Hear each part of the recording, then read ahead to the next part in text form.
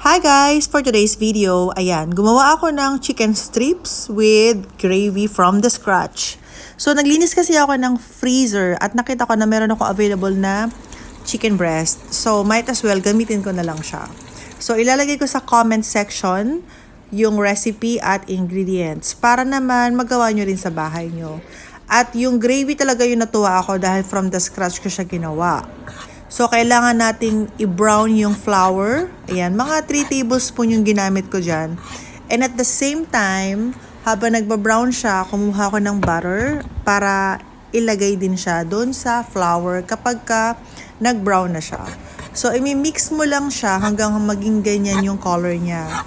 So, gumawa din ako ng beef broth cubes, parang pinakasabaw. Dapat chicken, pero dahil wala akong chicken broth cube, beef ang ginamit ko, which is hindi ako nagsisi dahil talagang masarap siya. As in, might as well gumamit kayo ng beef instead of chicken.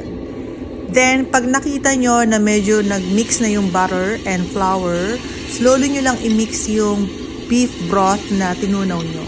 So, ganyan lang ginawa ko hanggang sa talagang matunaw yung flour kasi medyo maglalamp siya eh.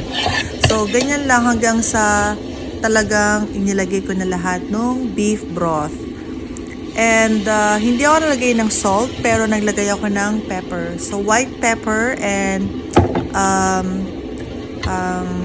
peppercorn, na cracked peppercorn. Tama ba yun? Hindi ko alam eh. Basta yun, yung pepper ang nilagay ko dyan para gusto ko mas lasang-lasa talaga siya. And hindi ko pala naisama, gumamit din ako dyan ng bone broth. Meron ako sa fridge ko ng bone broth. So yan, para mas malasang-malasa talaga, mga 1 teaspoon. Pero kung wala kayong bone broth, okay lang din. So, yun nga, talagang perfect talaga yung ginawa ko na tong merienda. Actually, ito yung kinain ko kahapon. Hindi pala siya merienda. So, yung chicken at saka yung gravy na ginawa ko, masasabi ko talaga na sobrang happy ako. As in, grabe.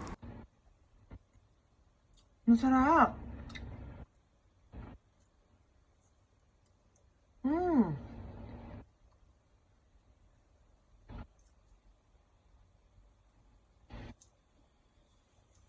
Mas okay talaga pagka nagluluto sa bahay. So, yun lang.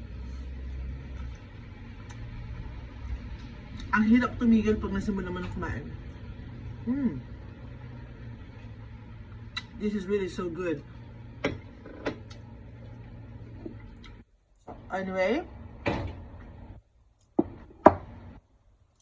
thank you for watching at syempre ang palagi mo sinasabi. Oh yes! Follow for more. Bye! Mwah.